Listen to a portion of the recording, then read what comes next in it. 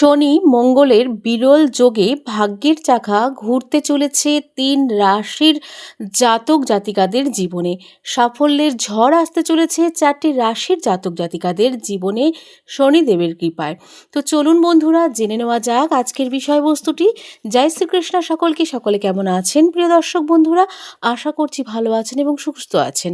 আপনারা এখন দেখছেন দৈনিক রাশিফল এবং টোটকার ইউটিউব চ্যানেলের পক্ষ থেকে আরও একটি নতুন বিশেষ ভিডিও। তো চলুন, আজকের ভিডিওর বিষয়বস্তুটি যেটি রয়েছে, শনি এবং মঙ্গলের বিরল যোগে ভাগ্যের চাকা ঘুরতে চলেছে ৩টি রাশির জাতক জাতিকাদের জীবনে। জ্যোতিষশাস্ত্রে গ্রহের অবস্থানের পরিবর্তন মানেই কিন্তু জীবনে নতুন সমীকরণ শুরু হওয়া। বিশেষ করে শনি ও মঙ্গলের যুগল অবস্থানকে অত্যন্ত শক্তিশালী বলে মনে করা হয়। এই দুই যোগের বা এই দুই গ্রহের যোগের যে সংযোগ তৈরি হচ্ছে, এই তৈরি হওয়াকেই কিন্তু সংযোগ তৈরি হওয়াকেই বিশেষ যোগ বহু ক্ষেত্রেই সাফল্য, সাহস এবং কর্মক্ষেত্রে প্রতীক হিসেবেও বিবেচিত করা হয়ে থাকে। সেই ক্ষেত্রে জ্যোতিষশাস্ত্রে বলা হয়, যেহেতু শনি এবং মঙ্গলের যোগ ঘিরে জ্যোতিষশাস্ত্র মতে ৩টি রাশির জীবনে বড়সড় ইতিবাচক সম্ভাবনা বা পরিবর্তনের ইঙ্গিত মিলছে, সেই ক্ষেত্রে প্রথমেই আমরা জানব মেষ রাশির ক্ষেত্রে কি হতে চলেছে। মেষ রাশির জাতক জাতিকাদের প্রথমেই বলা হবে, মঙ্গলের নিজস্ব রাশি হওয়ার ক্ষেত্রে বা হওয়ার কারণে এই সময় মেষ রাশির জাতক জাতিকাদের আত্মবিশ্বাস তুঙ্গে থাকবে। কর্মক্ষেত্রে নতুন দায়িত্ব আসতে পারে। যারা দীর্ঘদিন ধরে সাফল্যের অপেক্ষা করছেন তাদের জন্য এই সময়টি অত্যন্ত গুরুত্বপূর্ণ হতে চলেছে।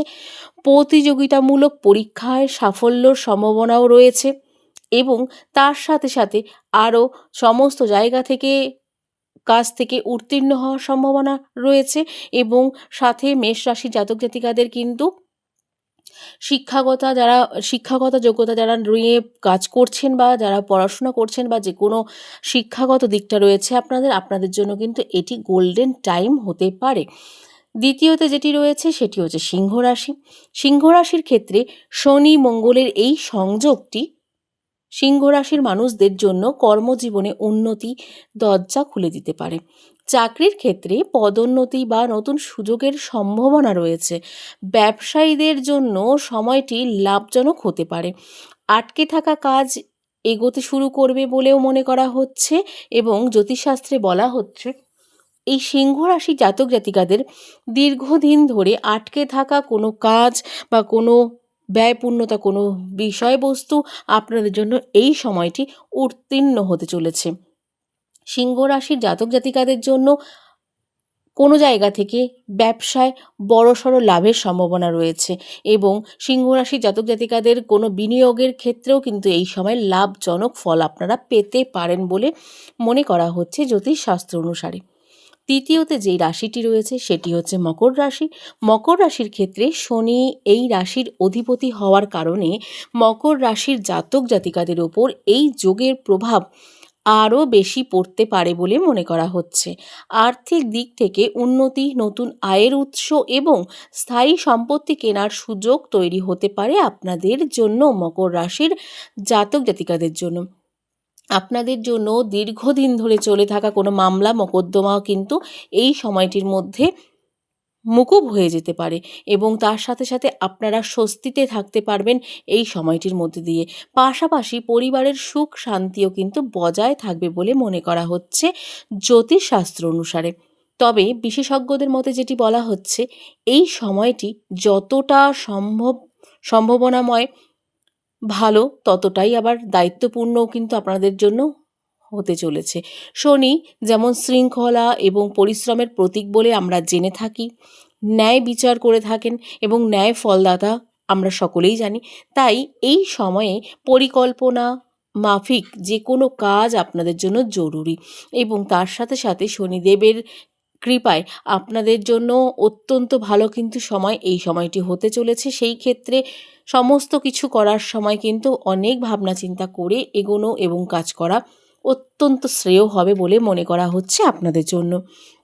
অন্যদিকে মঙ্গল শক্তি ও অগ্রাসনের প্রতীক হওয়ার কারণে হঠকারী কোনো সিদ্ধান্ত এড়িয়ে চলার পরামর্শই দেব আমরা আপনাদেরকে।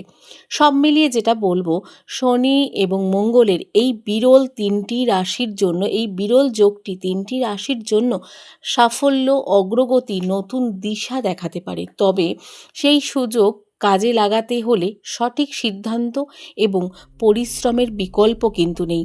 সেই ক্ষেত্রে শনি এবং মঙ্গলের পূজা অর্চনা করুন। শনিদেবের পূজা অর্চনা করতে পারেন। আপনারা শনিদেবকে তুষ্ট করার জন্য এমন কিছু করতে পারেন, যেটি হচ্ছে প্রত্যেক শনিবার করে কোনো পিপল গাছের পেড়ে গিয়ে অবশ্যই প্রদীপ জ্বালাতে পারেন।